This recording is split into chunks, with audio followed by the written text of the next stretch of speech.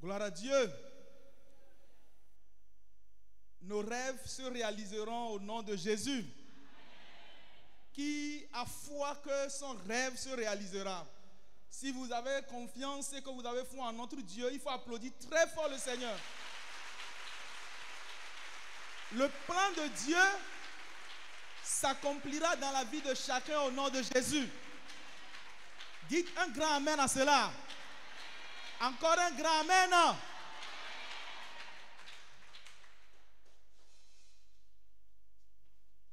Ce matin, le Seigneur va nous faire du bien. Il a fait du bien dans la vie de certaines personnes. Et il va les utiliser pour nous faire du bien. Il y a un verset de la Bible qui dit: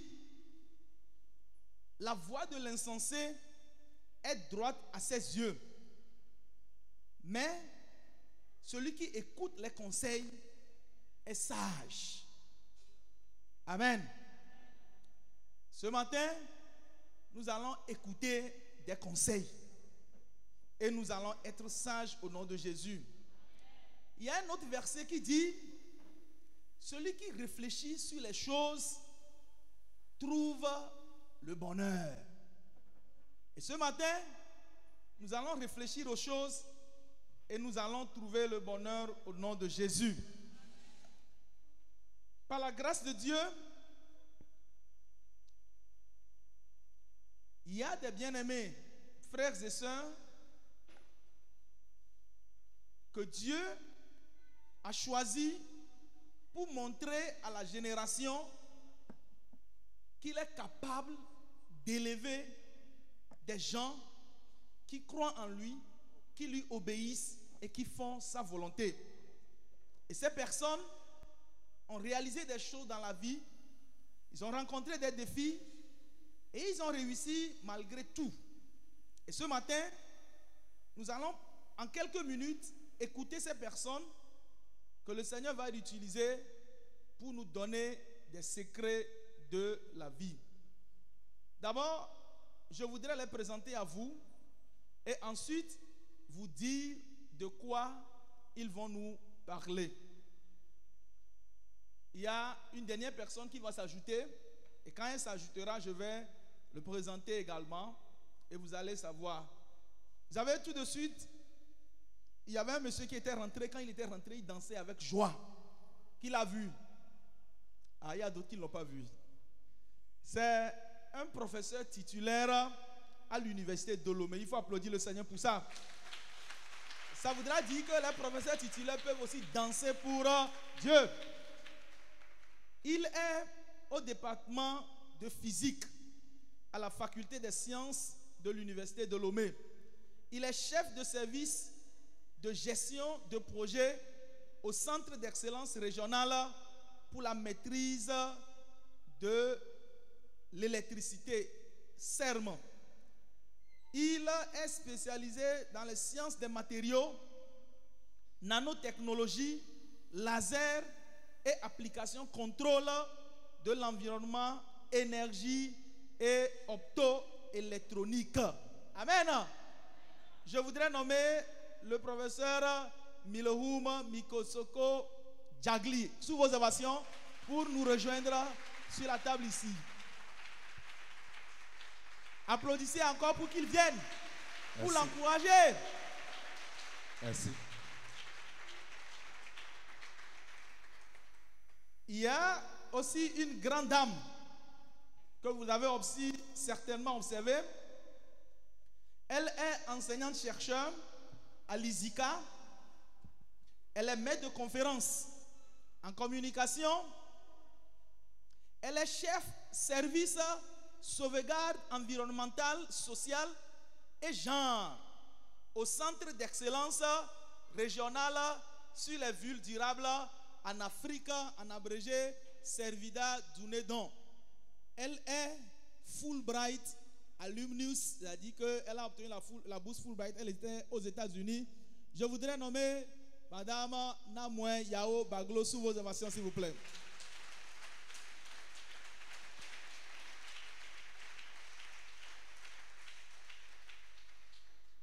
un dernier panéliste qui viendra. Quand il viendra, il va venir s'asseoir simplement parce que je vais le présenter avant qu'il ne vienne. Vous avez compris, non? Vous voulez cela? Parce que quand il va venir, je ne vais pas interrompre pour présenter encore.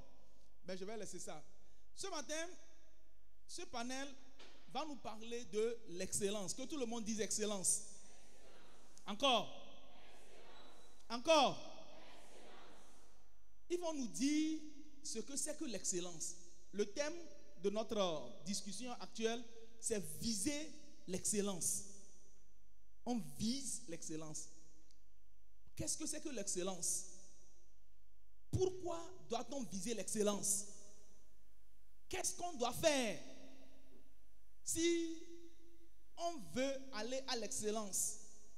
Qu'est-ce que eux, ils ont pu faire pour arriver là où ils sont? Celui-ci, le professeur Diagli, il est dans un centre d'excellence. Vous avez remarqué que le professeur Yao Baglo aussi est dans un centre d'excellence. Je ne sais pas comment Dieu a fait les choses, hein? Et moi aussi, je suis dans un centre d'excellence. Amen. Et le professeur Borosé, il est à l'école polytechnique de Lomé. Applaudissez le Seigneur pour cela. Et nous sommes dans des centres d'excellence pour avoir l'excellence pour la gloire de Dieu. Amen. Amen. Et ce matin, vous avez les bonnes personnes. Moi, je ne vais pas beaucoup parler. Je vais juste leur donner la parole. Et ils vont nous dire qu'est-ce qu'ils pensent de ce sujet. On ne va pas beaucoup traîner. Et après tout, vous allez poser des questions. Et on va répondre à ces questions. Et quand on va finir, on va prier pour vous. Et vous serez excellents au nom de Jésus.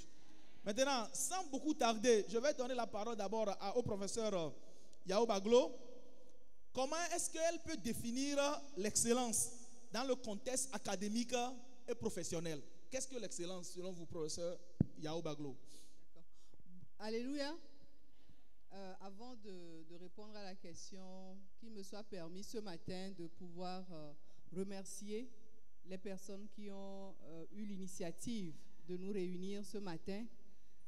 En venant, je me suis dit, c'est vrai qu'en tant qu'enseignant-chercheur, on a l'habitude d'aller à des conférences, certains diraient de haut niveau, mais c'est toujours eu un plaisir, une joie pour moi de me retrouver dans des contextes où c'est pour le Seigneur que nous sommes là. Et ça, c'est vraiment une joie. Je ne sais pas si quelqu'un est joyeux ce matin, mais moi, c'est une joie. Je dis, au moins, ma journée aura servi à servir mon Dieu. Et donc, je voudrais remercier les initiateurs, remercier également les collègues, le professeur Dagli et le professeur Beguidou, pour la grâce que j'ai de partager ce panel avec eux. Alors, l'excellence dans le milieu académique, j'ai envie de dire, l'excellence, c'est juste viser le top. Nous avons des notations et chaque fois que vous avez une copie où l'enseignant met excellent, c'est qu'il n'y a pas un niveau plus élevé que excellent. D'accord? Donc, l'excellence dans le milieu académique, c'est de viser le top. C'est de viser, si la note c'est sur 20, c'est de viser 20. Si c'est dans le domaine professionnel, c'est comment je fais pour que je puisse, dans mon travail, être excellent. Et ce qui est bien avec l'excellence, c'est que ça vous démarque. Une fois que vous êtes excellent, vous vous faites remarquer et on vous remarque et vous vous démarquez. D'accord? Donc, dans le milieu professionnel, pour moi, être excellent, c'est bien faire son travail, mais pas uniquement bien le faire de manière excellente. Je ne sais pas si je me fais comprendre. C'est-à-dire que c'est bien le faire, mais de le faire de manière excellente. J'aurai le temps de revenir là-dessus. Merci. Merci beaucoup. L'excellence vous démarque. L'excellence vous fait remarquer. Vous avez compris, non? Ce sont les mots-clés qu'elle a utilisés. Elle a encore dit, l'excellence, c'est faire plus que bien. Amen. Je voudrais laisser la parole maintenant au professeur Diagli. Je ne sais pas s'il a d'autres choses à ajouter. Et au même moment, est-ce que selon lui, l'excellence intègre certains éléments qui concernent la foi et la spiritualité? Merci, chers collègues. J'aimerais remercier le Seigneur ce matin pour cette grande opportunité. Je crois que si c'est la première édition, ça veut dire que cette édition doit être peut-être mensuelle trimestrielle, si possible, semestrielle. Parce que cette activité même fait partie d'une incitation à l'excellence dans la foi. C'est une activité qui fait partie de comment devenir excellent dans la foi. Donc je dirais que l'excellence, comme la collègue l'a défini, c'est simple. Faire plus que les autres. Faire plus que les autres. Si tu es dans le rang des autres, tu n'es pas encore excellent. Donc, être excellent, c'est être au-dessus de tout.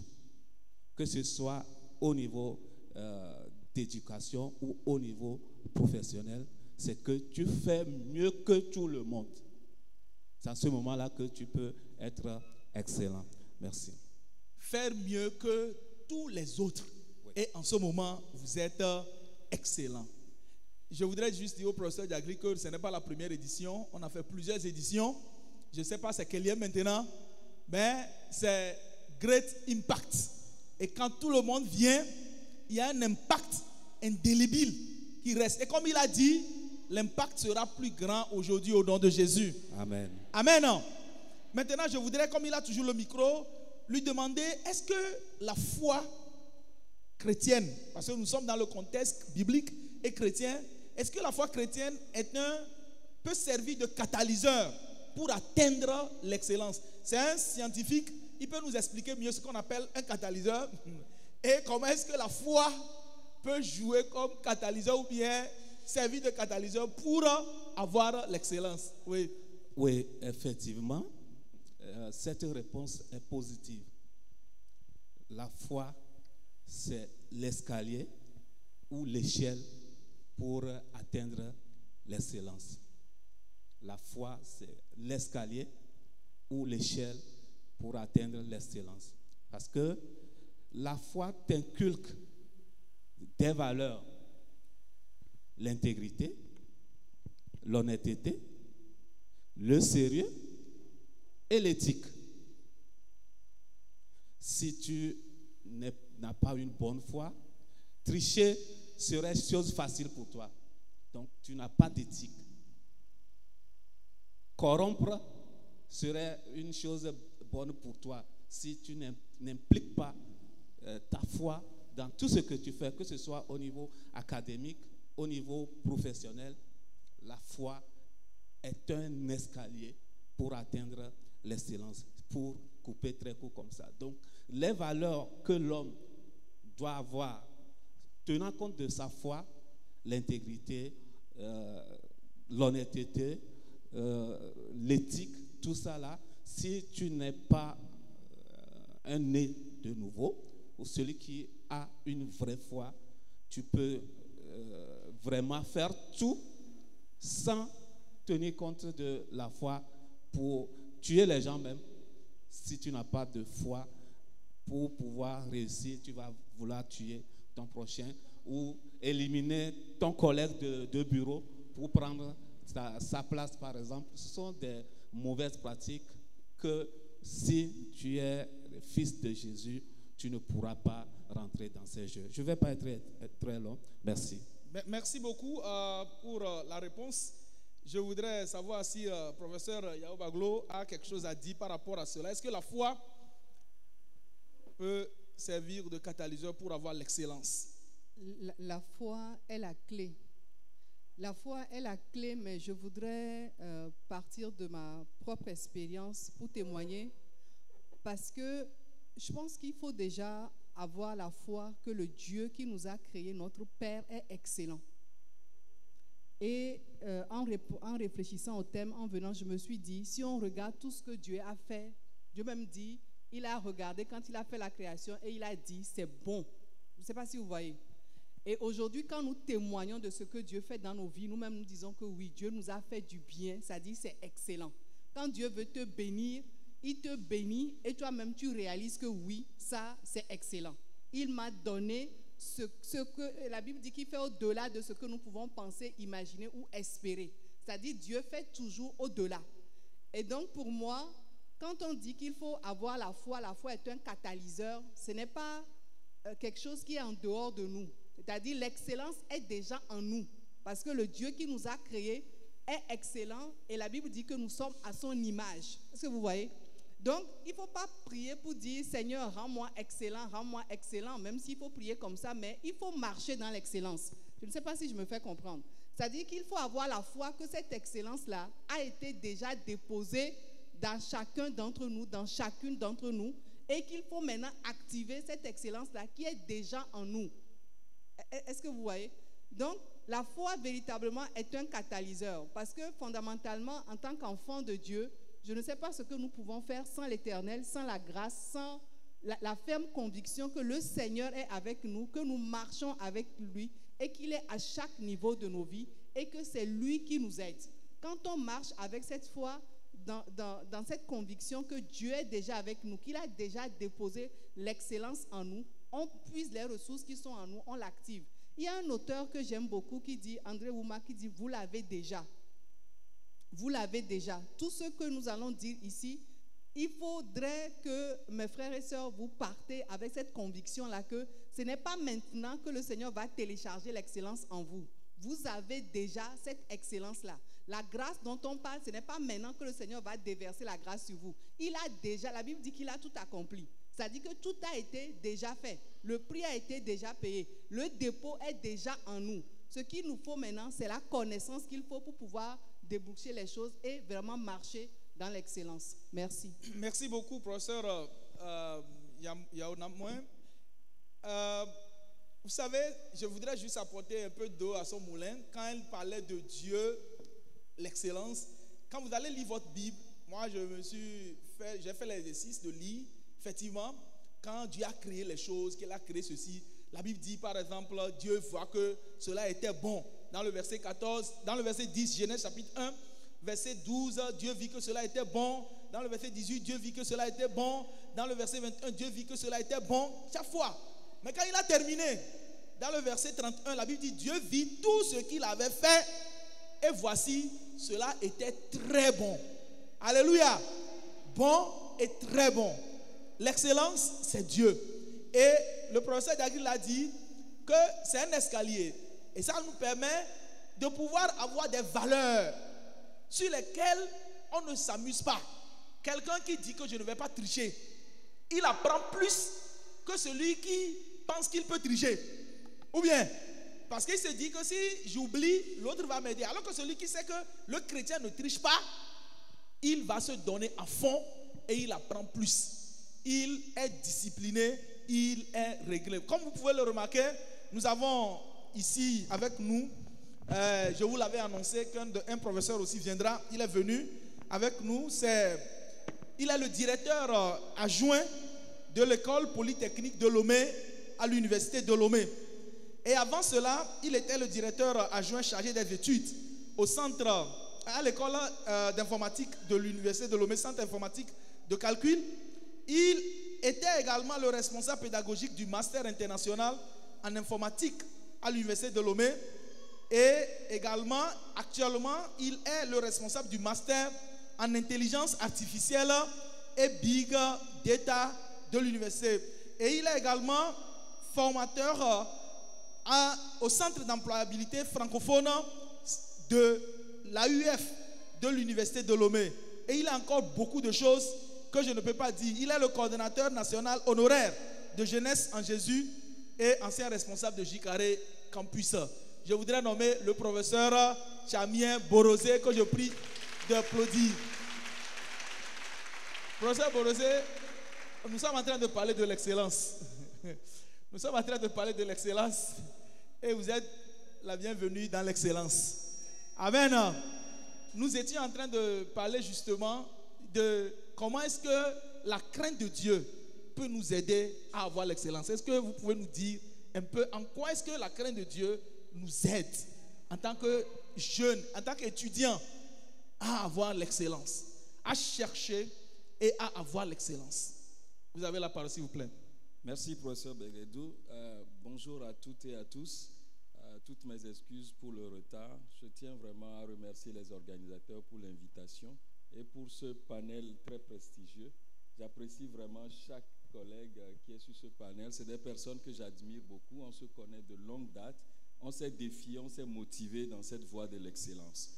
Pour revenir à la question, j'ai écouté la fin du propos de Diagli et ce que Yaona Moué a donné. Je m'inscris totalement en cela. Et crainte de Dieu et excellence, je citerai juste l'exemple de Daniel que vous connaissez. Daniel a résolu dans son cœur quoi? De ne pas décevoir son Dieu. Pour lui, c'était clair, la crainte de Dieu. Et en face de cela, à partir du moment où tu mets Dieu devant, c'est que tout le monde, en te pointant du doigt, dit c'est l'homme de Dieu, c'est l'homme d'église, c'est la personne de Dieu. Donc, forcément, tu dois ressembler à Dieu. Et ils l'ont très bien dit, Dieu incarne l'excellence. Résultat, à la fin, Daniel est sorti le premier hors classement. Il a dépassé tous les autres de loin dans toutes les matières, les sciences, tout ce en quoi on les a interrogés. Et le président du jury, c'était le roi lui-même. Donc, il n'y a pas eu de favoritisme. Il a pris sur lui, il a bossé, il a travaillé parce qu'on attachait Dieu à sa personne. Avoir la crainte de Dieu, ça nous pousse à faire sortir le meilleur de nous-mêmes. Et comme madame l'a dit tantôt, Dieu a inscrit l'excellence en nous. Mais je vais nous choquer un peu parce que de plus en plus, il y a des discours dans l'église qui prennent le contre-pied. Parce que Dieu a fait cela en moi, bon, ça va se faire. Ça va se faire, j'espère qu'on va en arriver. Mais ça fait que nous observons à plusieurs endroits dans nos églises ou auprès de frères chrétiens dans le milieu séculier ce qui ne ressemble pas du tout à l'excellence. Ce n'est pas parce que Dieu a déposé en nous, ce n'est pas parce que je dois aller prêcher le soir à l'église que je quitte le boulot avant l'heure, que je ne fais pas ce qu'on me donne de faire. Ce n'est pas parce que le dimanche, je dois être à l'église que le devoir que j'ai à partir de 11h, je vais avoir 2/20 et dire à Dieu, j'étais au culte, c'est pour cela. Donc, il faut que nous puissions véritablement voir clairement les choses. Dans l'amphi, sur ton lieu de travail, tout le monde t'attache à Dieu parce que tu fais la preuve de la crainte de Dieu. Et parce que tu fais la preuve de la crainte de Dieu, tu dois le démontrer. Un petit témoignage, j'étais en année de licence. Mon petit frère, ma grande sœur étaient hospitalisés. C'était un moment vraiment terrible. On subissait une attaque en famille. Et j'étais à l'hôpital. Je suis revenu à 1 semaine des examens.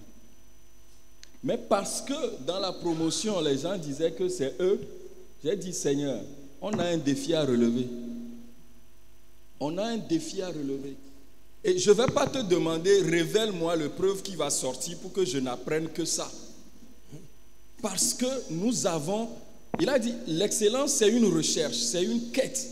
Je ne veux pas juste réussir ma licence, je veux réussir ma maîtrise, mon DEA, je veux réussir ma thèse, je veux que ma carrière soit excellente. Donc, je ne veux pas juste réussir à cet examen. Donc, aide-moi en 1 semaine, donne-moi les capacités surnaturelles et je vais m'engager pour travailler nuit et jour pour véritablement maîtriser ce que je vais faire.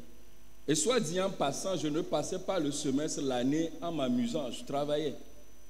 Donc, en 1 semaine, Dieu m'a fait observer le surnaturel. Avec la joie du Saint-Esprit qui est ma force, toutes ces choses-là que parfois nous lisons sans comprendre, j'ai pu traverser cela et j'ai réussi brillamment ma licence. Amen. Je vais m'arrêter là-bas. Merci. Oui, le professeur Diagli voudrait dire quelque chose. Effectivement, nous leurrons beaucoup, soit disant que je suis fils de Dieu, tout m'est déjà donné, donc je l'ai. Non. Le frère vient de le dire. Il faut véritablement travailler cette germe qui est en nous pour que cela devienne une plante pour donner du fruit. Sans veiller, sans en prendre, tu n'auras jamais les cours en tête. Tu ne maîtriseras jamais les activités à faire dans ton boulot. Donc, il a précisé, ne faisons pas l'erreur, soit disant, moi je suis chrétien, et on néglige beaucoup de choses qui nous reculent, qui nous font reculer. Donc, veillez à cela. Lorsque vous êtes chrétien, il faut que le travail vous accompagne et l'excellence est à côté. Merci. Merci beaucoup. Vous avez compris tout ce qu'ils ont dit. Ils ont dit que la crainte de Dieu est un moteur de motivation pour l'excellence. C'est-à-dire que quand vous êtes enfant de Dieu, vous êtes chrétien, la Bible dit que vous êtes la lumière du monde. La Bible dit que vous êtes une ville située sur une montagne qui ne peut être cachée. Et parce que vous avez confiance en ça, et que vous savez que Dieu peut vous amener là-bas, ça vous motive. Là où les autres disent que moi, je veux juste avoir ma licence passable pour aller faire quelque chose, parce que toi, tu es une ville qui est située sur une montagne, ça te motive à te dire que je ne vais pas m'arrêter là où les autres s'arrêtent, je ne vais pas me limiter, je dois aller plus loin. Et je crois que c'est ça qui doit motiver chacun de nous. Nous avons un défi. Les gens nous regardent. Nous allons à l'église. Nous tenons la Bible, nous prions. Les gens nous regardent. La Bible dit qu'il y aura, c'est là-bas qu'on verra la différence entre qui? Ceux qui adorent Dieu et ceux qui ne l'adorent pas. Ceux qui craignent Dieu et ceux qui ne le craignent pas. S'il n'y a pas une différence, on ne va pas voir la différence. C'est-à-dire que si toi aussi tu es passable et l'autre est passable, celui qui triche est passable, toi aussi tu es passable, quelle est la différence? Il faut que celui qui triche sache que toi tu ne triches pas, mais tu es le meilleur. Amen. Amen. L'autre est corrompu, toi tu n'es pas corrompu, mais c'est toi qui es le meilleur. Et il saura que tu as quelque chose que lui n'a pas. Amen. Maintenant, je voudrais leur poser la question de savoir si Dieu est excellent et que il nous a fait la promesse à nous, à ses enfants, que nous allons exceller. Pourquoi est-ce que certains n'excellent pas? Est-ce qu'il y a des choses qu'ils font ou qu'ils ne font pas qui contribuent à leur manque d'excellence, ou bien c'est Dieu qui a voulu qu'eux ils n'excellent pas? Vous avez compris ma question, non? Donc je vais commencer par le frère Chamien, comme lui n'a pas beaucoup parlé. Ensuite la sœur Namou et puis le frère Diagri, pour qu'ils nous disent est-ce que nous-mêmes là, nous en sommes pour quelque chose, ou bien c'est Dieu qui a décidé, c'est notre sort. Oui, vous avez la parole s'il vous plaît. Merci beaucoup. Nous l'avons dit, Dieu est un Dieu d'excellence. Il nous a créés à son image et selon sa ressemblance. Il a fait sa part. Si nous observons des contre-exemples de l'excellence, c'est que nous ne faisons pas notre part. Prenez la parabole des talents. Il y a un qui a reçu 5, l'autre qui a reçu 3, les deux ont fait fructifier. Il y a un parmi eux qui a reçu 1. Il est parti enterrer son talent. Est-ce que c'est la faute du roi ou de leur maître selon l'évangile où vous lisez cette parabole? Non, il a reçu un talent, mais il a choisi de l'enterrer. Donc, une première chose, c'est l'inactivité, c'est la paresse. Et Proverbe dit, et j'ai fait ce chemin avec lui, je suis passé près du champ d'un paresseux et j'ai vu quoi? Des ronces, des épines, du désordre, du manque de progrès, quelqu'un qui ne croit pas. Une chose importante que je vais préciser avant de continuer mon propos, c'est que l'excellence, quand nous en parlons tout de suite, nous voyons les meilleurs prix. Nous voyons les labels.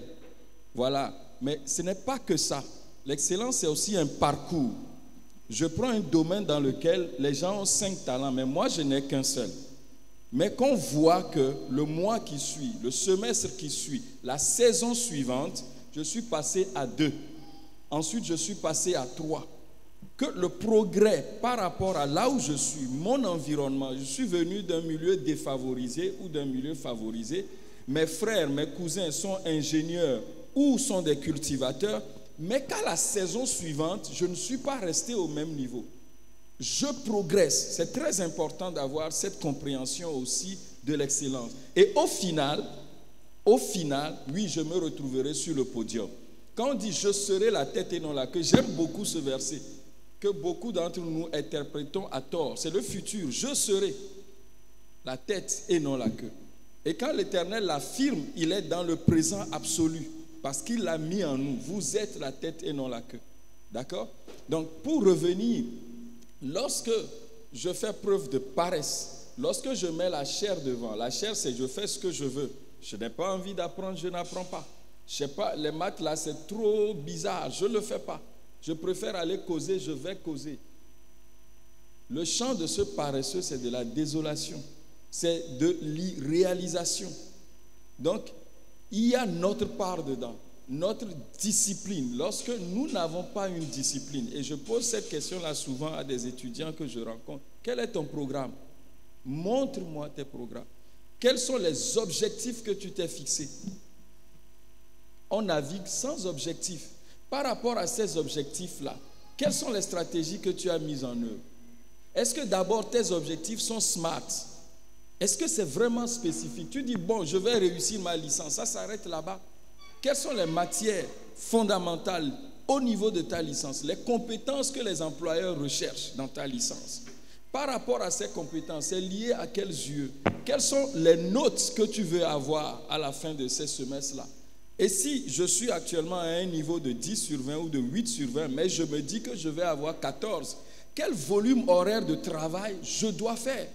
Il y a des étudiants qui jusqu'ici ne comprennent pas ce qu'on appelle le travail étudiant.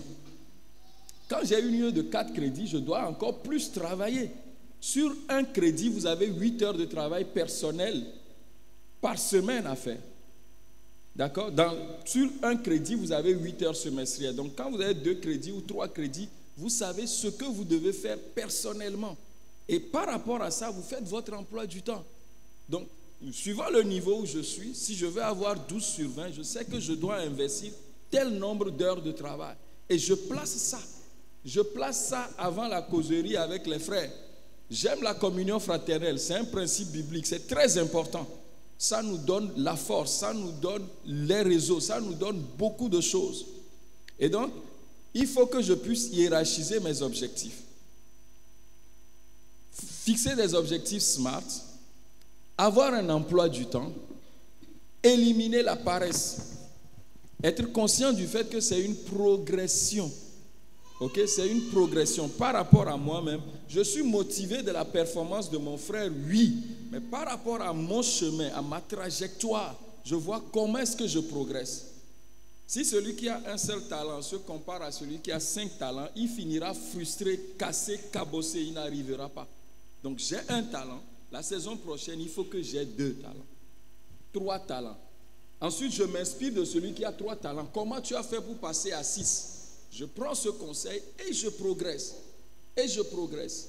Très important. Donc, pour répondre à la question en définitive, oui, si nous ne manifestons pas l'excellence, il faut que nous regardons à nous-mêmes. Beaucoup sont là à accuser les autres, à accuser les parents, à accuser l'environnement, à accuser le gouvernement. Il faut commencer par tourner les 4 autres doigts sur nous-mêmes et commencer par changer nous-mêmes. Merci. Merci beaucoup. Je crois que vous êtes en train de noter. Tout de suite, on va vous donner la parole pour poser vos questions, si vous avez des questions. Et vous allez encore donner peut-être certaines précisions. Vous allez avoir certaines précisions à travers les réponses qui seront données. Donc, le frère Chamia dit que cela commence pas par la paresse. Il y a beaucoup de chrétiens qui se cachent derrière la paresse pour dire certaines choses. Ils ne sont pas disciplinés comme il a dit. Et il a encore dit qu'il y a certains qui ne sont même pas motivés, qui pensent qu'on ne peut rien avoir. C'est fini, c'est foutu. Moi, je suis venu dans un monde où tout est parti, c'est fini. C'est en votre temps que les choses étaient faciles. À notre temps, là, les choses sont difficiles. Mais il dit que non, que ce n'est pas ça. Il faut que nous nous regardions nous-mêmes et que nous nous posions des questions. Je vais laisser la parole à la sœur Namouin pour nous dire quels sont les défis auxquels les étudiants sont confrontés et si vous pensez qu'il y a certaines choses que les étudiants font qui les empêchent de réussir et d'avoir l'excellence. Merci beaucoup pour la question. Pour compléter un peu ce que le frère Borosé a dit, je pense que l'une des raisons pour lesquelles nous n'excellons pas, c'est un défaut de connaissance. Et on l'a déjà abordé. C'est-à-dire que moi, je prends mon exemple. Pendant longtemps, j'ai donné ma vie au Seigneur quand j'étais en année de licence. Et j'aime bien dire que j'ai donné ma vie au Seigneur quand j'étais dans mes études en France. Quand les gens vous font croire que quand on va en Europe, là, on ne donne pas sa vie au Seigneur. Moi, c'est là-bas même que j'ai rencontré Jésus. Et c'est depuis ma licence que Jésus et moi, nous marchons. Mais je vous assure qu'il y a beaucoup de choses que je n'ai découvert que ces dernières années. C'est-à-dire que, un peu comme le professeur disait, je pensais à tort ou à raison qu'il suffisait juste de prier. Il suffisait juste de vraiment prier, prier en langue, prier jusqu'à... Et puis bon, une fois que tu as prié, tu t'assois, tu fais un peu, et puis bon, le Seigneur fera le reste, quoi. Il a fallu du temps, ce n'est qu'en grandissant dans la foi, me demandant, mais pourquoi ça ne marche pas? Pourquoi je n'y arrive pas? Que j'ai appris une chose il y a 2 ans qui s'appelle la diligence. C'est-à-dire, moi qui je travaille depuis plus de 10 ans maintenant, ce n'est qu'il y a 2 ans que j'ai appris ce qu'on appelle la diligence.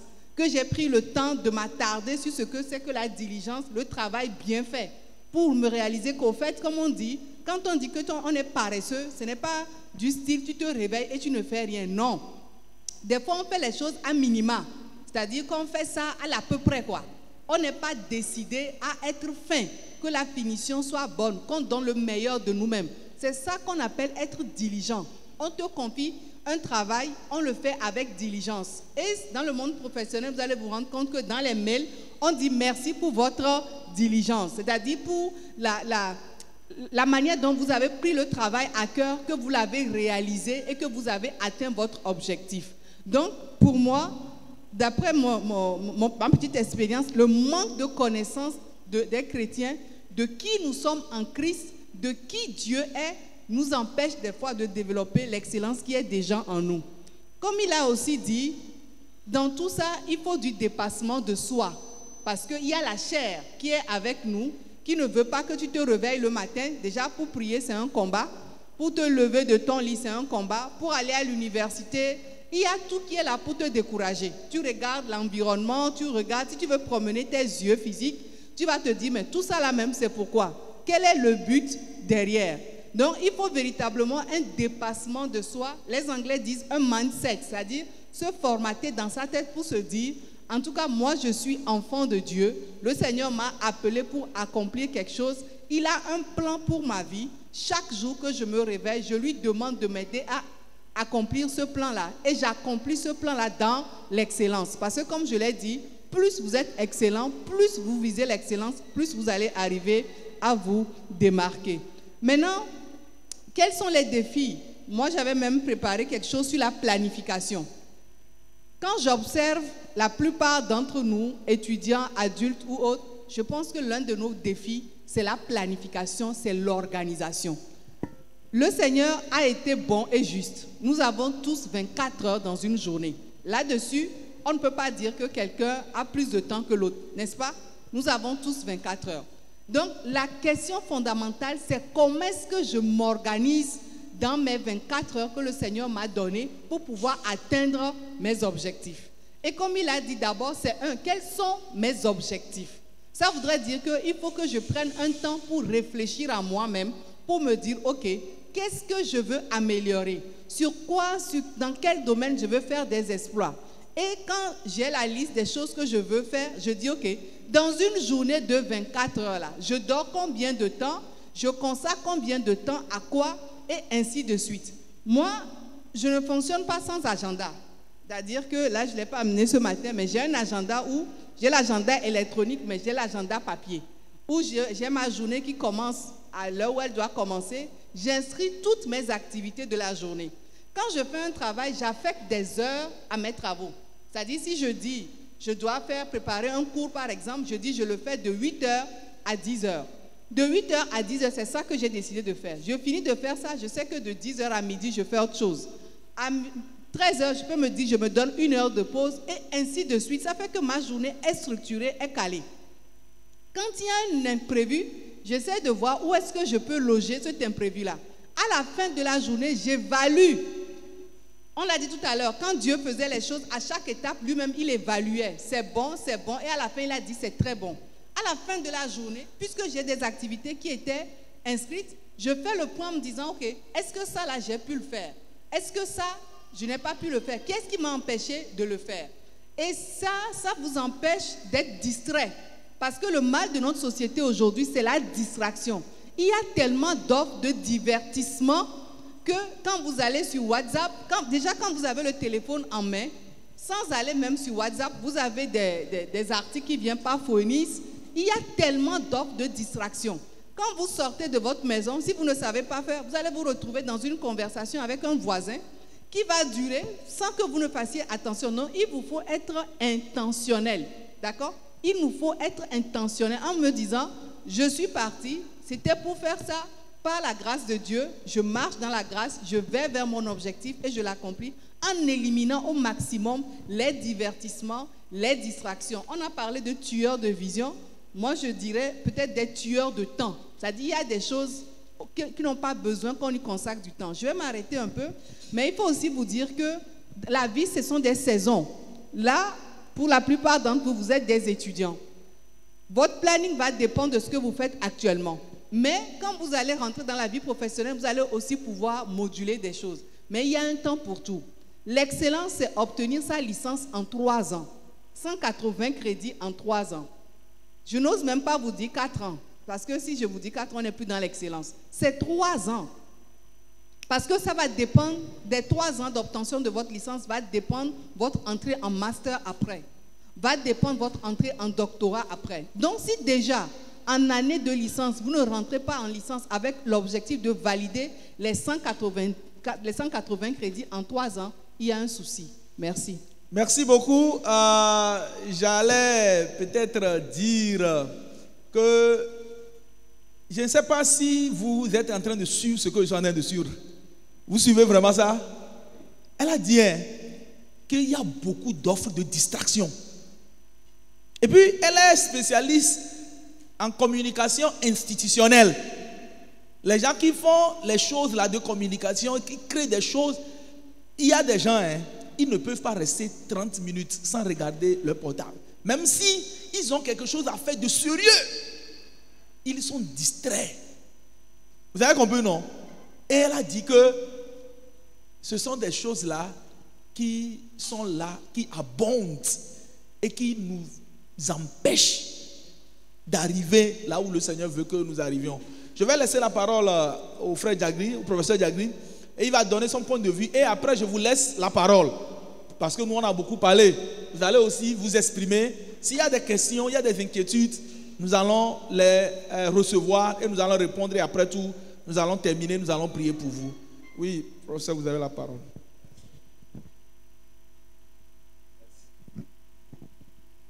Salut. Merci beaucoup. Effectivement, la planification est un pilier de réussite, que ce soit au niveau professionnel, qu'académique. J'allais ajouter une prise de conscience. Une prise de conscience. Si vous n'avez pas une bonne conscience, tu serais partout, à tout moment, et tu ne saurais pas ce que tu fais à la fin de la journée. Sans oublier que vous devez travailler ardemment, avec force, pour... Donc, si tu as une bonne conscience, tu éviteras des pertes de temps. Tu éviterais des pertes de temps, des amusements. On l'a déjà dit, les gens pensent que si j'allais à l'église aujourd'hui, ça veut dire que tout ce qui est comme souci devant moi serait réglé. Alors que tu as devoir l'après-midi. Si tu es vraiment conscient, le matin là, tu peux prier chez toi et apprendre sérieusement pour attaquer ce devoir l'après-midi. On fait des choses, c'est comme si ce sont les gens qui ne, permettez pas le terme, on ne réfléchit plus. Il faut une conscience qui doit suivre ce que nous allons faire. Et éviter de nous comparer aux gens. De nous comparer. Ce frère fait ceci, ce frère fait ceci, ce frère fait ceci. En général, ça conduit aussi à l'envie au cas où tu n'as pas une conscience. Donc, c'est de s'éveiller soi-même, travailler beaucoup pour une bonne. Imaginez, vous connaissez tous les versets de la Bible, mais aucune ligne de ton cours. Et vous allez accuser qui? Oui, il y a les gens qui récitent toute la Bible en 2 heures de temps. Ils vont réciter ça. mais une question de son cours seulement. Il va prendre 2 heures sans répondre. Ça, c'est manque de conscience. De la manière tu t'évertues à maîtriser la Bible, ça veut dire que c'est de cette manière que tu dois faire pour maîtriser ton cours.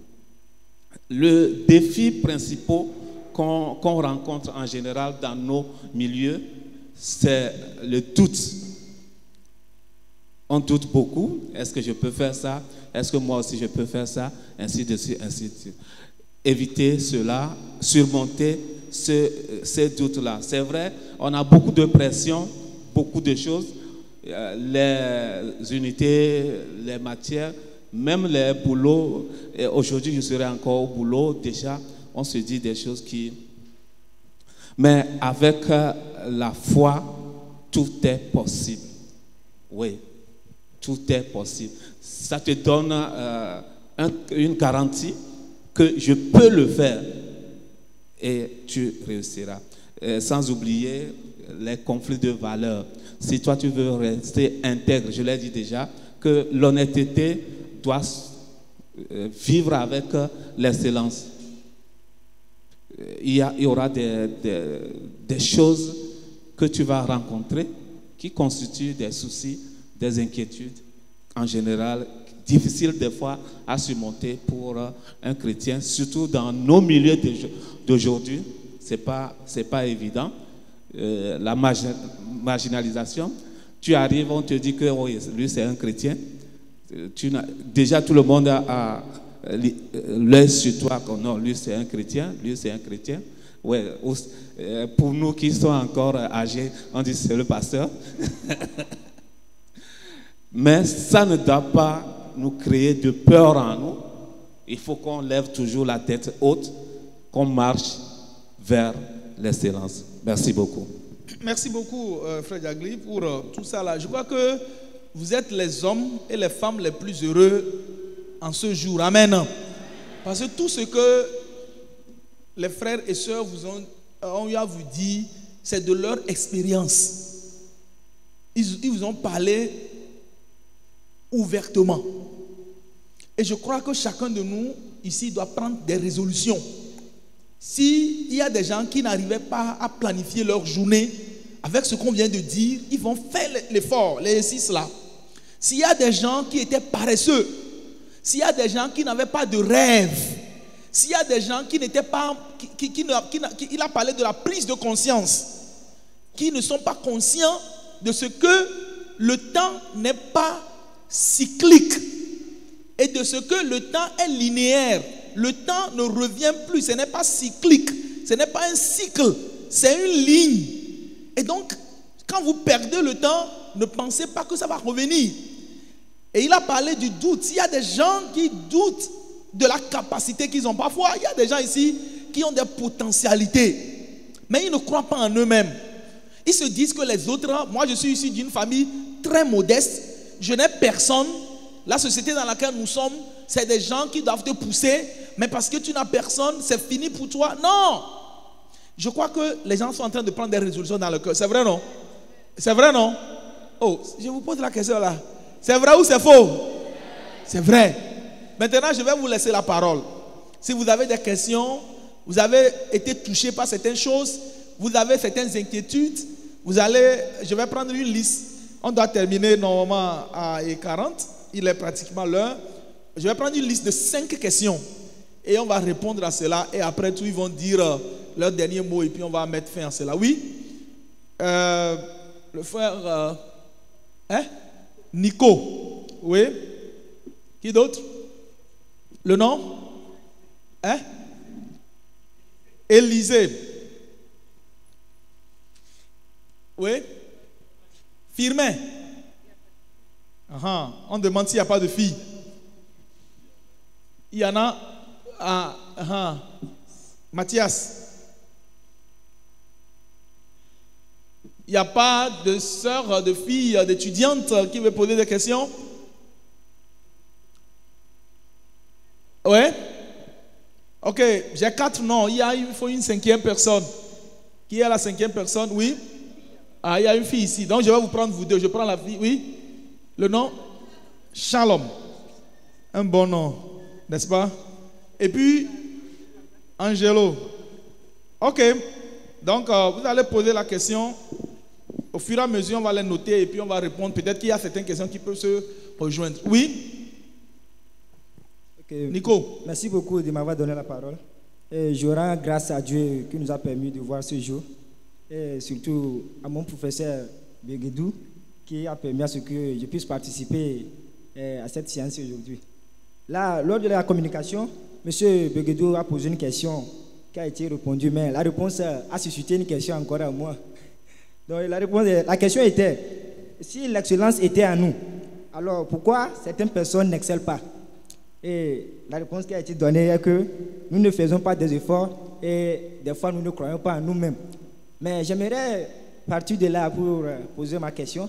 Mais il y a certaines personnes qui sont déterminées, qui ont un mindset, mais lors de leurs efforts, ils affrontent beaucoup de challenges, c'est-à-dire beaucoup de défis, et que pour certaines personnes, ont souvent abandonné la vision. Là, j'aimerais savoir, est-ce que ces défis relèvent du plan divin pour atteindre l'excellence ou bien des forces spirituelles? Parce que nous sommes en Afrique, on a tendance à remettre tout aux forces spirituelles. Et comment se tenir dans ces moments douloureux pour atteindre cette vision d'excellence? Et sur ce, j'aimerais que mon professeur Begedou intervienne, puisque c'est l'une des questions que j'ai beaucoup pensé à discuter avec lui dans les amphis, mais ce n'était pas possible. Ok. Il veut profiter de ceci là pour me poser. Parce qu'il a dit qu'il veut me poser, mais il n'arrive pas à avoir le point. Mais il connaît chez moi. Hein. Ok, que le Seigneur vous bénisse. J'ai bien noté la question. Les collègues aussi ont noté. Le frère Élisée. Merci beaucoup, mon frère. C'est très bien. Oui. Ok, merci. Et c'est une joie pour moi de voir nos pères en foi devant nous. Parce qu'ils sont nos imitateurs, comme Hébreux 13, verset 7 nous dit. Moi, c'est une inquiétude. Je vais poser une question sur double phase. Est-ce que le mot, le ministère à plein temps existe? Et deuxième chose, est-ce que Dieu peut empêcher quelqu'un de travailler après avoir fait ses études à l'université? Merci.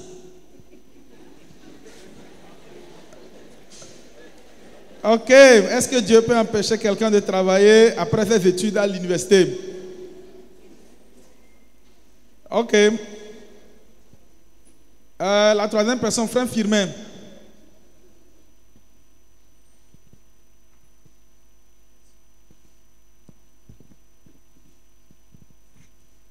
Amen. En fait, je remercie vraiment mes chers professeurs pour cette opportunité qu'ils nous ont encore fait ce matin. Et tout d'abord, bon, moi je vais aller sur direct, donc je vais aller direct. Et bon, ma question est celle-ci. Bon, pour celui qui se donne à tout, il veut toujours l'excellence, il fait tout, mais ça ne vient jamais. Bon, quel conseil nos chers professeurs peuvent proposer à celui-là? C'est tout. Ok, merci. Frère Mathias, oui Mathias.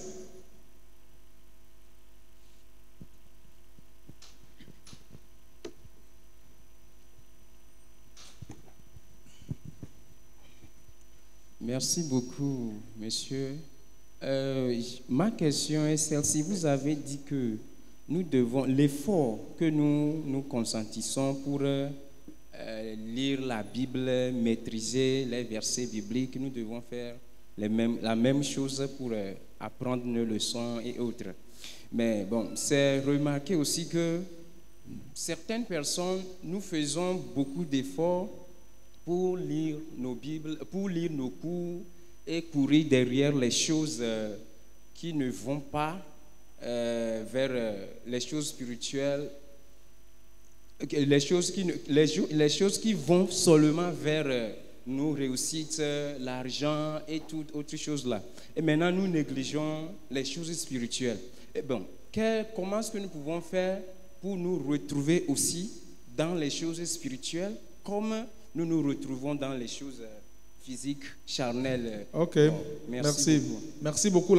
Shalom, la sœur Shalom, oui. Merci pour l'opportunité. Bonjour, chers tous. Et ma question est, comment se concentrer sur ces études de nos jours, malgré le découragement, bien les découragements de notre entourage, puisque les réalités sociales aussi jouent sur nous.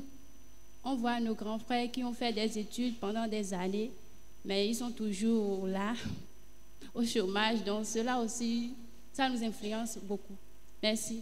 Ok. Le frère Angelo. Merci pour ce bon panel et très enrichissant, beaucoup de conseils qui va nous faire évoluer. Ok, moi ma question c'est, supposons que moi je ne suis pas excellent, mais après avoir écouté ces discours, j'ai résolu de prendre une bonne décision et vous avez parlé de bonne conscience et j'ai pris cette résolution de continuer dans la droiture et acquérir l'excellence. Maintenant, comment je vais faire pour garder cette constante? Parce que vous avez bien le dit qu'il y a beaucoup de distractions, il y a beaucoup de contenants, on peut le dire, mais comment garder cette droiture-là? Comment être dans cette ligne droite pour arriver à mon objectif? Parce que c'est bien que, bon, nous les étudiants, on a vraiment envie d'avoir, par exemple, la licence dans les 3 ans, mais commencer peut-être en 2e année, tu es, bon, pas découragé, je peux le dire, mais il y a toujours quelque chose qui nous empêche de ne pas garder cette ligne droite-là. Ok, voilà. C'est bien. Et merci. Je crois qu'on a compris la question. Merci beaucoup. Nous avons 6 personnes qui ont posé des questions très pertinentes qui montrent que vous avez bien suivi. Je vais laisser la parole aux panélistes qui vont répondre, pas dans l'ordre, mais si chacun prend la parole, les questions auxquelles il veut répondre, il peut répondre et puis on va aller rapidement.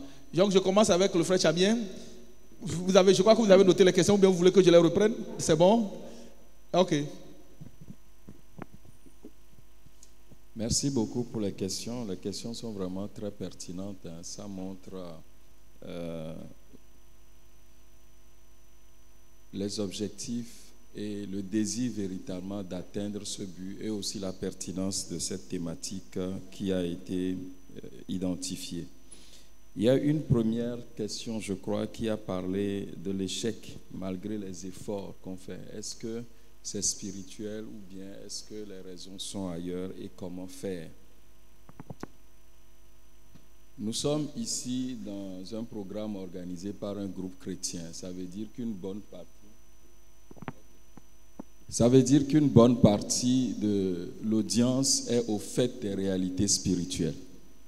Oui, il se peut que les réalités spirituelles soient parmi les raisons, de cet échec-là. Il y a des choses qu'on appelle des malédictions, des liens, etc., etc. Je ne vais pas rentrer dans toutes ces déclinaisons-là. Mais ils ont des solutions. D'accord? Et surtout pour nous qui sommes dans cette salle. Le salut en Jésus, ce n'est pas un vain mot. Donc, pour toi qui es chrétien, tu ne peux pas dire parce que je lutte, je persévère, je n'excelle pas, donc la raison est spirituelle. C'est pour ça que vous ne me voyez pas exceller. Moi-même qui suis ici, j'ai travaillé cela. Il y a des nuits, on veillait au labo. Au bout d'un moment, tu t'arrêtes, tu sors, tu vas prier en langue. Parce qu'il y a des oppressions que tu sens. Donc, oui, vous avez la solution.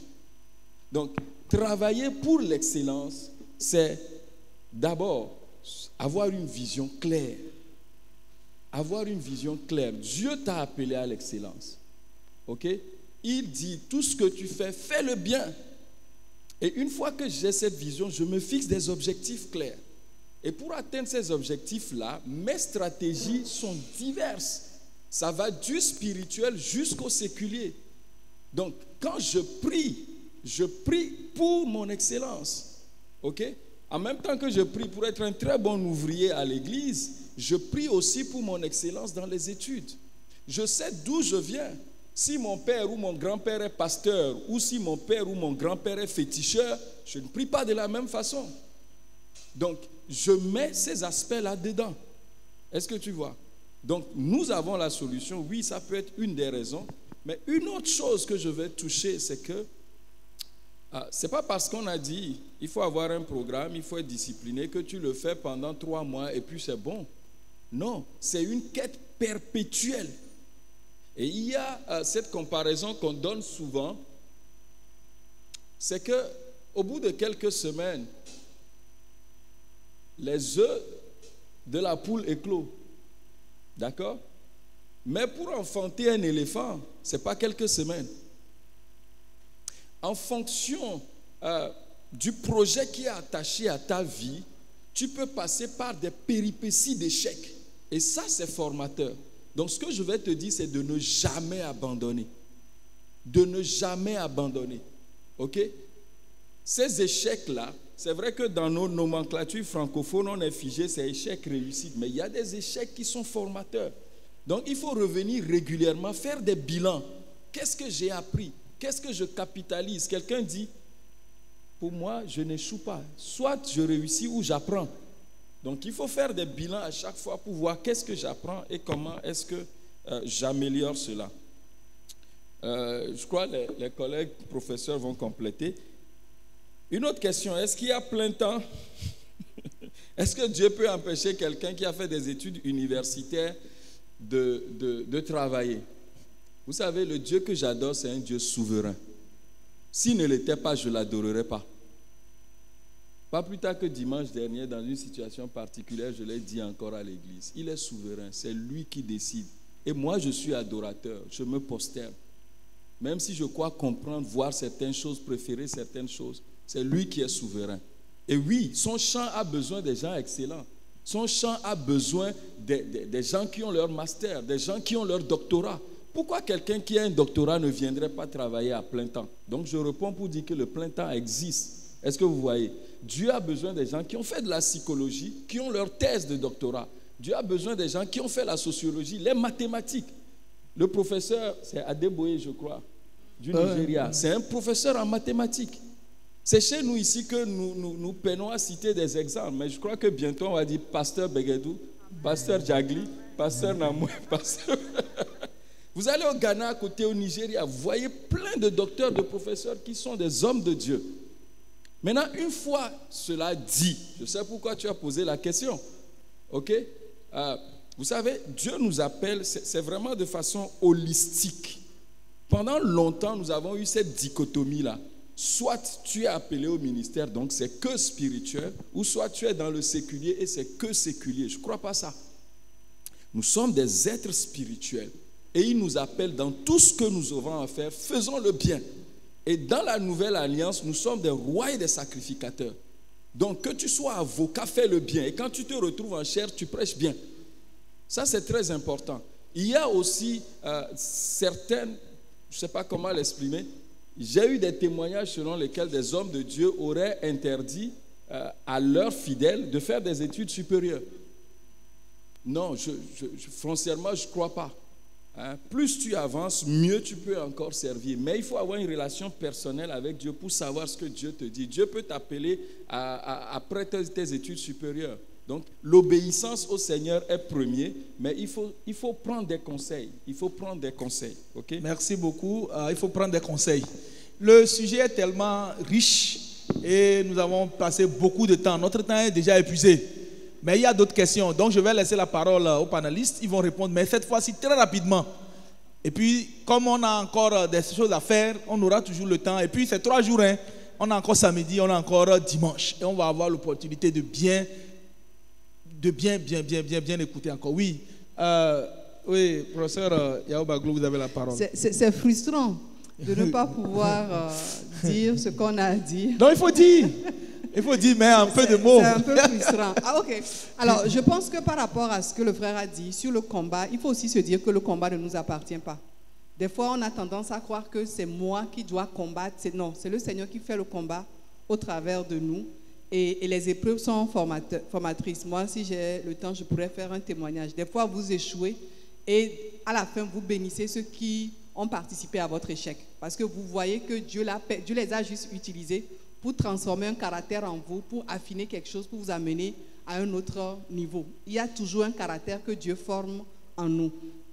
Alors, par rapport à est-ce que quelqu'un peut travailler, aller à l'école et ne pas travailler après? Je pense aussi que, vous savez, nous avons une relation personnelle avec le Seigneur.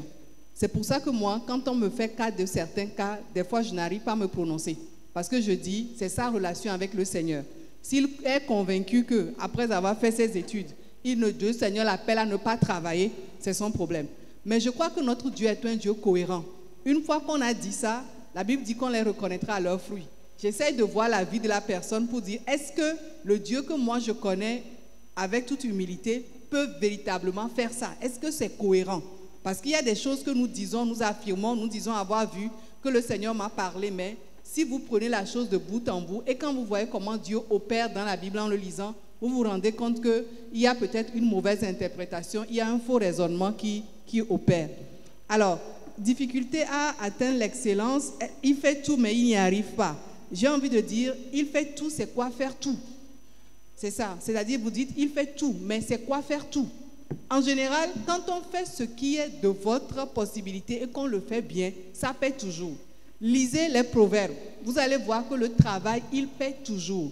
Et même quand on prend ça à un niveau plus bas, dans nos maisons, dans nos quartiers, les gens qui sont des bosseurs, on ne peut pas dire que quelqu'un travaille et il n'a pas une rémunération. Je ne sais pas si vous voyez. La Bible même dit que le Seigneur nous rémunère, nous qui le cherchons. Ça veut dire qu'il y a toujours une rémunération derrière un travail qui est bien fait, derrière de l'acharnement. Donc, tout bien faire et ne pas atteindre l'excellence, ça me paraît un peu bizarre. Mais comme le frère l'a dit, nous sommes dans une progression. Ce que nous disons aujourd'hui, vous n'allez pas partir d'ici et atteindre vous êtes à un niveau 1 et vous atteignez en même temps le niveau 20. Le Seigneur fait des miracles, nous sommes d'accord. Mais pour certaines personnes, c'est de la progression. Donc, quels sont les points de progression? Où est-ce que je fais tout, mais je n'y arrive pas? Et qu'est-ce qui fait fondamentalement que je n'y arrive pas? C'est une question qu'on doit se poser, mais aussi chercher l'avis des autres. J'ai telle difficulté sur tel problème, aide-moi à comprendre, à savoir qu'est-ce que je dois faire concrètement. Je vais continuer. Quelqu'un a parlé de l'équilibre. Vous avez évoqué la question de l'équilibre. Vous savez, le Seigneur est notre source. Et moi, j'ai l'habitude de dire, tout nous vient de lui et tout retourne à lui. Si le Seigneur vous a donné la force pour aller travailler, vous ne pouvez pas remplacer le travail par Dieu. Vous voyez, on ne poursuit pas les biens de la terre. La Bible dit, cherchez d'abord le royaume des cieux et sa justice et le reste vous accompagnera. Et il y a un pasteur même qui dit que le Seigneur, on ne donne même pas de l'importance à ça, quoi. Et la Bible dit que ce sont les païens qui les cherchent.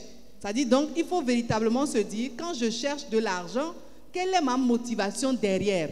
Est-ce que chercher l'argent peut être une motivation pour un chrétien? Non, le Seigneur nous a déjà bénis.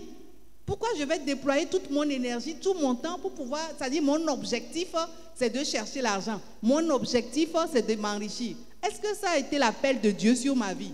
Maintenant, je travaille et quand je travaille, mon travail, il paie. Et l'argent que je gagne me permet de vivre. Mais à mon humble avis, la recherche de la richesse, la recherche comment je peux dire, de la visibilité n'est pas un objectif en soi. Nous faisons d'abord pour le Seigneur, avec le Seigneur, et lui-même, il ouvre les portes et il nous bénit, et nous essayons de trouver l'équilibre. En une journée, en une semaine, si j'ai passé plus de temps à parler de travail, à moins communier avec le Seigneur, je dois me poser des questions. Comment se concentrer dans un environnement difficile? J'ai envie de dire, c'est de la discipline. C'est de la discipline. Et le frère parlait des oppressions. Vous savez, nous sommes des fois aussi attaqués dans nos pensées. Donc, discipline, si j'ai le temps après, peut-être que je pourrais parler avec la personne, mais c'est de la discipline. C'est véritablement être ferme avec soi-même. Moi, quand je travaille, mon téléphone est souvent sous silencieux dans mon sac. Et quand je fais cours à mes étudiants, je dis, quand je viens au cours, mon téléphone est souvent dans mon bureau. Parce que j'estime que le temps que je passe avec eux est plus important pour moi que le téléphone. Parce que le téléphone est très distrayant. Même l'écran, des fois, quand je veux travailler, je rabats mon ordinateur et j'écris d'abord mes idées avant de pouvoir les remettre. Donc, c'est de la discipline. Sinon, toutes les raisons sont là pour ne pas faire ce qu'on doit faire. Alors, la jeune dame que j'ai encouragée, elle disait, oui, quand vous regardez autour de vous, il n'y a pas forcément de raison pour être encouragé. Mais le Seigneur a un plan pour vous. Ça veut dire que cette conviction-là, le Seigneur a un plan pour vous. Et j'aime bien un livre que j'ai lu qui dit « Pourquoi suis-je sur terre ?» Je pense qu'il y a un travail à faire. Nos appels sont différents. Le Seigneur t'a voulu, il t'a placé dans une famille, oui, mais ton appel est différent. Ton frère n'a pas trouvé de travail, mais ce n'est pas dit que tu vas suivre la même trajectoire. Ton job, c'est de découvrir qu'est-ce que Dieu a pour moi et comment je fais pour l'atteindre, et il te donnera cette force-là. Alors, je vais finir par comment garder la constance. Je répète encore, c'est de la discipline. Merci. Merci beaucoup. Vous avez beaucoup dit, hein. Donc c'est le plus frustrant. Ok, merci. Bien, moi je dirais en quelques mots, il faut être discernant. Il faut être discernant.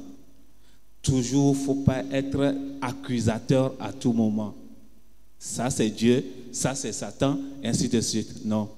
Ça, c'est la base de plusieurs de nos échecs également. Ministère à plein temps, moi je dis toujours non. Le Seigneur a dit de travailler et de se nourrir de nos sueurs, de nos fronts. Donc, il faut travailler. Il faut travailler. Quelqu'un qui a fait ses études et qui ne trouve pas d'emploi, je dis que ça n'existe pas. Il faut entreprendre. Il faut entreprendre. Aujourd'hui, l'agriculture paie.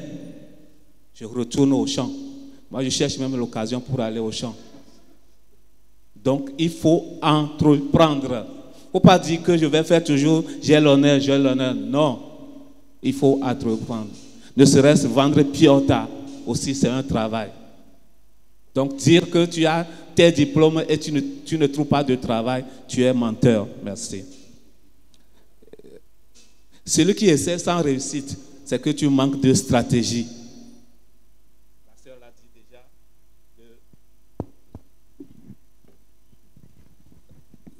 De discipline. Donc, tu manques de discipline. Comment je serai bienséant et négliger mon Dieu? Ça, c'est impossible. Ça dit que je ne suis pas reconnaissant. La Bible dit que tout ce qui nous appartient, c'est à Dieu. Donc, tu ne peux pas dire qu'aujourd'hui j'ai les moyens, donc je ne vais pas croire à mon Dieu ou je ne vais pas aller à l'église. Ça, c'est faux. Bon, moi, je ne le fais pas et je suis sûr que les collègues ici ne le font pas. Donc, ce n'est pas qu'aujourd'hui tu auras le moyen et donc tu n'auras pas à suivre les pas de Dieu. Découragement par rapport à ce qui nous entoure, c'est qu'il faut avoir ton objectif. Il faut être objectif. Moi, je veux faire ceci. C'est ceci que je veux. Je ne regarde pas. J'avais dit aujourd'hui, pas de comparaison. Tu es unique, tu es seul. Pas de comparaison. Et pour terminer, comment garder l'allure? Ça, c'est toujours l'objectif. Je veux réussir, je veux être excellent. Donc, tu ne vas pas dormir. Tu vas travailler et réussir et être excellent. Merci. Merci beaucoup. Après nous, il y a un panel qui va venir, qui va nous parler de comment aller faire des études à l'étranger. Ça, il faut aussi l'excellence. Parce que la plupart de ces universités prennent des gens qui ont prouvé qu'ils ont de bons résultats. Je crois qu'on a répondu à toutes les questions, mais s'il y a encore d'autres personnes qui pensent qu'il y a des choses qu'ils veulent demander personnellement, les panélistes sont là. Nous sommes tous à l'université de Lomé. Vous savez, le professeur Borosé, il est à l'école polytechnique de Lomé. Il est le directeur adjoint là-bas. Il y a le professeur Yao Baglo. Elle est à l'ISICA. Elle est également au centre d'excellence Servida. Le professeur Diagri, il est en FDS. Il est également au CERM. Donc, vous pouvez le voir là-bas. Moi, je suis à la faculté des lettres et je suis également à Ouaskal. Mais je vais quand même leur donner la parole pour dire ne serait-ce qu'un ou deux ou trois derniers mots avant qu'on ne termine. Chacun va dire en une au plus 1 minute ce qu'il veut nous donner comme conseil, dernier conseil d'un grand frère à ses petits frères, oui, et petites sœurs. Je commence par, ok. Croire à Dieu, un bon. Réussir en Dieu, c'est merveilleux. Merci. Merci beaucoup, professeur Diagri. Oui, je vais renchérir en disant, vous avez déjà tout pleinement en Christ. Donc, il faut juste de la détermination. Merci. Merci beaucoup, la détermination. Oui. Ok, il dit qu'il va prendre les 30 secondes qu'ils ont laissé pour ajouter à lui. Tout ce que vous faites, faites-le pour la gloire de Dieu. Tout ce que vous faites, je nous appelle vraiment tous à l'excellence. Et c'est nos fruits que les gens vont jouir. il n'y a que l'excellence qui peut nous permettre de produire les meilleurs fruits. Merci à tous. Merci beaucoup. Ce fut vraiment un plaisir de partager ce panel avec ces professeurs. Viser l'excellence, ce n'est pas une chose impossible, c'est une chose possible. Il suffit juste d'avoir le discernement, de comprendre le Dieu que nous servons, de le connaître et de continuer à chercher. La Bible dit, le cheval est équipé pour le jour de la bataille, mais la délivrance appartient à l'Éternel. Il faut équiper le cheval, il faut s'entraîner, il faut apprendre et la délivrance nous viendra de l'Éternel. C'est sur ce que je voudrais vous applaudir, de vous prier, d'applaudir très fort les panélistes pendant qu'on va se retirer pour laisser place à un autre panel qui arrive maintenant. Que Dieu vous bénisse.